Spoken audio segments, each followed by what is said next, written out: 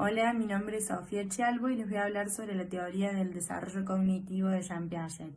Piaget fue un filósofo, biólogo y psicólogo suizo que dedicó toda su vida a estudiar cómo aprende el hombre y cómo se desarrolla su inteligencia a lo largo de toda la vida. A continuación les presentaré un PowerPoint. El desarrollo intelectual es una combinación de la maduración, la transmisión social y la actividad, mientras que la equilibración los coordina porque incluye la interacción continua entre la mente del sujeto y del medio ambiente. Piaget presenta estadios del desarrollo intelectual, el periodo sensorimotor, que es de los 0 a los 2 años, y los subestadios. Un ejemplo de este periodo sería si se coloca un juguete bajo una manta, el niño que logra la permanencia del objeto sabe que está allí y puede buscarlo activamente. El periodo preoperacional abarca entre los 2 y los 7 años. Está compuesto a su vez por dos fases, simbólica o preconceptual de 2 a 4 años y fase intuitiva de 4 a 7 años, como podemos ver aquí. Un ejemplo sería el juego simbólico juego de roles, donde un niño juega a ser bombero. El periodo de las operaciones concretas entre los 7 años y los 11, la etapa de la inteligencia del niño en edad escolar, el pensamiento es menos rígido, menos centralizado y menos egocéntrico, utiliza las operaciones mentales y la lógica. Un ejemplo sería la utilización de 2 vasos de agua donde tienen la misma cantidad de agua. El periodo de las operaciones formales entre los 11 y 12 años en adelante, el pensamiento es abstracto, el uso de metáforas, razonamiento hipotético deductivo y la resolución de problemas abstractos. Por ejemplo, mi padre se fue al cielo. Sería una analogía donde se puede utilizar. Como cierre, podemos decir que el desarrollo cognitivo es constructivo, continuo, no lineal, atraviesa diferentes momentos o estadios que son complementarios e inclusivos, y la transición entre estadios es gradual. El individuo actúa sobre los estímulos, los asimila y acomoda en función de sus conocimientos anteriores, construye sus estructuras cognitivas a medida que elabora el conocimiento sobre la realidad. De esa manera, el conocimiento se va construyendo desde adentro mediante la interacción con el ambiente que lo rodea. Hola, buenos días. Mi nombre es Minusi Yamile. En esta ocasión voy a hablar de Lev Vygotsky. La teoría sociocultural de Vygotsky. Vygotsky desarrolla su teoría sociocultural donde se establece la importancia e influencia del individuo con la sociedad en la conformación de sus procesos cognitivos. Vygotsky critica a investigadores que buscan comparar las actitudes humanas con los animales.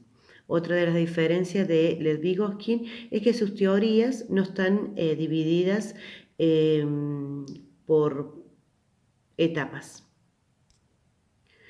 La pregunta de Lev Vygotsky es ¿cuál es el mecanismo que hace que un niño con funciones psicológicas básicas pase a ser un individuo con funciones psicológicas superiores? Este paso es mediado por medio de signos o herramientas. El signo en esta ocasión es el lenguaje. Lev Vygotsky hace una gran importancia entre la interacción entre hombre y herramientas. Las herramientas,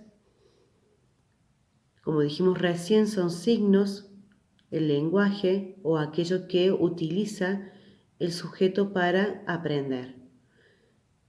Vygotsky habla de una zona de desarrollo próximo donde comienza con el sujeto brindándole una situación problemática y lo intenta resolver por sí solo. A esto le llama zona de desarrollo real. Luego lo hace a través de una zona de desarrollo próximo que lo hace con ayuda de las herramientas, de los signos, el habla, a través de sus pares para lograr el aprendizaje deseado. Una vez que interioriza ese aprendizaje, pasa a ser una zona de desarrollo potencial. Así como Lev Vygotsky habla de sus teorías sociocultural, la importancia que tiene la sociedad, su entorno, para llegar a un aprendizaje y a una zona de desarrollo potencial. Araceli Guevara, y hoy les hablaré acerca de las teorías de Sigmund Freud y cómo éstas influyen y se ven visibles en cada etapa de la niñez. Sigmund Freud fue un médico, neurólogo, científico, creador del psicoanálisis. El psicoanálisis es una teoría para comprender el inconsciente y descubre que a partir de la palabra y dejando hablar a sus pacientes era un acceso, una llave al inconsciente y así lograba una cura y parte de una hipótesis muy importante que decía que todo lo que se vive en la niñez deja marcas profundas y eso determinará nuestras conductas adultas. Realiza una teoría, la teoría de lo sexual, en el que vinculó el goce con la sublimación y lo distingue en 3 etapas en el desarrollo psicosexual de cada uno. La etapa oral decía que la succión es igual al placer. La mayor satisfacción del bebé se la da el alimento por parte de la madre y por lo tanto el placer lo obtiene mediante la succión. Pero cuando la madre le saca el pecho al niño, el bebé se siente expulsado y entra en una etapa, la etapa anal, en la que el retener y soltar le da placer. Luego entra en la etapa genital. El niño descubre sus zonas genitales y comienza una etapa de descubrimiento y confusión que provocan las diferencias de la anatomía de la nena y el varón. Esta etapa comienza entre los 4, 5 y 6 años. Es una fase en la que entra también el complejo de Edipo. El complejo de Edipo es cuando el varón se enamora de su mamá o la nena de su papá y empieza una especie de amor y celo, rivalidad y dependencia. Pero estos sentimientos incidirán en la formación de su carácter y orientación sexual.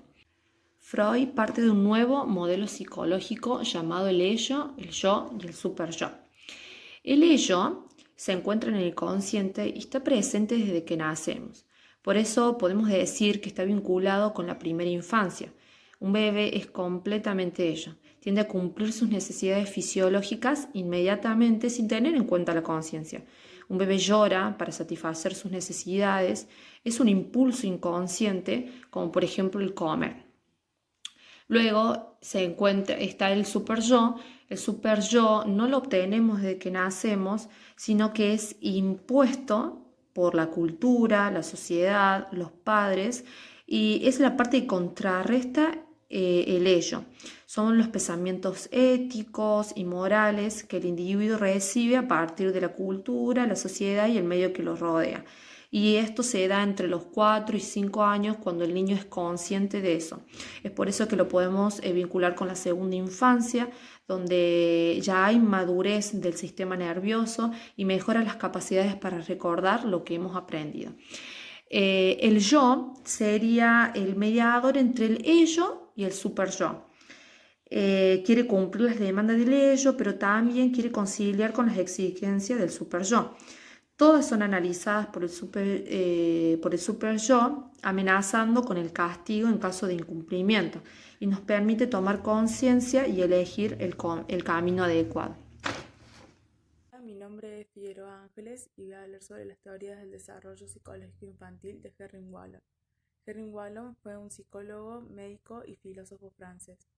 Teorías clásicas sobre el desarrollo psicológico infantil. Henry Wallon define que en el desarrollo humano se produce una transición desde lo biológico a lo social o natural y afirma que en el desarrollo y la conducta están determinados por 3 factores fundamentales: los filosóficos, los sociales y los psicológicos.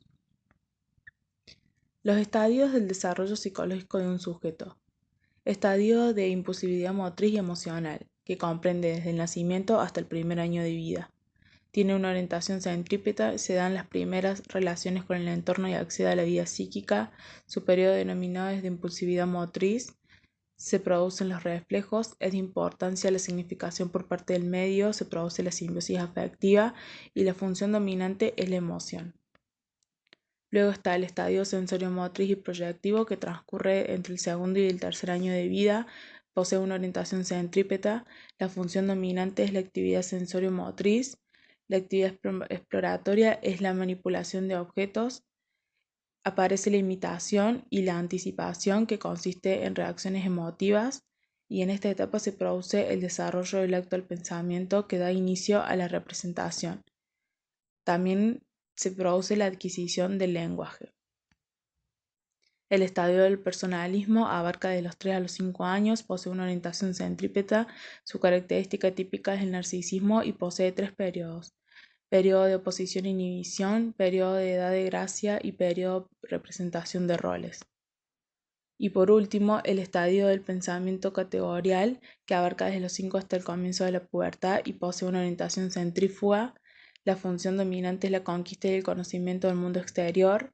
Da inicio a la escolaridad obligatoria, que esa etapa se denomina edad del trabajo, y posee 2 periodos, el pensamiento sincrético y el pensamiento categorial.